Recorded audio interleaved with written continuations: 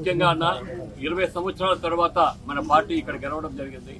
20 సంవత్సరాలు కూడా ఎప్పుడు కూడా అభివృద్ధికి దోచుకోలేదు రైల్వే కోడ్ను.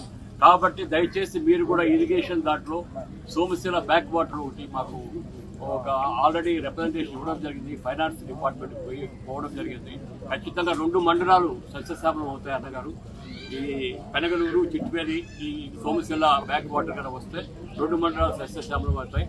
అదేవిధంగా మన నగిరి గాలేరు కాలం అనేది మనకు 2024లోనే అది శాంక్షన్ అయింది అన్నగారు.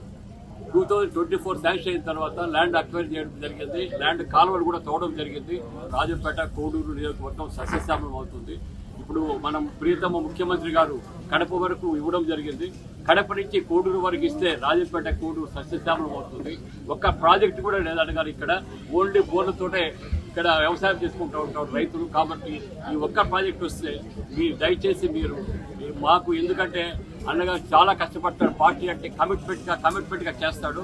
అన్నగారు చేసినట్టు 25% తెలుగుదేశం పార్టీ కార్యకర్తలు కానీ నాయకులు కానీ చేస్తే ఏ ఒక్క సీటు కూడా ఇక్కడ ఓడిపోదు. తెలుగుదేశం పార్టీ 2029లో విజయంగా ఏం వస్తుందని తప్పకుండా తెలియజేసుకుంటూ, అన్న దయచేసి ఈ మాకు 56 చెరువులు ఉన్నాయి, 40 కుంటలు ఉన్నాయి అన్నగారు. ఇప్పటి నుంచి 20 సంవత్సరాల నుంచి డెవలప్మెంట్ లేదు. దయచేసి మీరు ఆ మెయింటెనెన్స్కి ఏదైతే ఉందో తూములు అన్నీ చాలా దెబ్బతిలు ఉన్నాయి, కట్టలు దెబ్బతిలు ఉన్నాయి. కాబట్టి ఆ కంప అంతా మొత్తము నిండిపోయిన చెరువులంతా. కాబట్టి దయచేసి మీరు పెద్ద మనసుతోటి తప్పకుండా దానికి మెయింటెనెన్స్ ఖర్చుల కింద ఒక 10 కోట్లు కంపల్సరీగా మీ దగ్గర నుంచి మీరు ఇస్తారని దయచేసి కోరుకుంటూ, ఇంకా అన్ని విషయాలు మీకు నేను రిప్రజెంటేషన్ ఇస్తాను అన్నగారికి. దయచేసి మీరు వచ్చినందుకు మీ కోడూరు ప్రజల తరఫున కృతజ్ఞతలు తెలియజేసుకుంటాను. నమస్తే.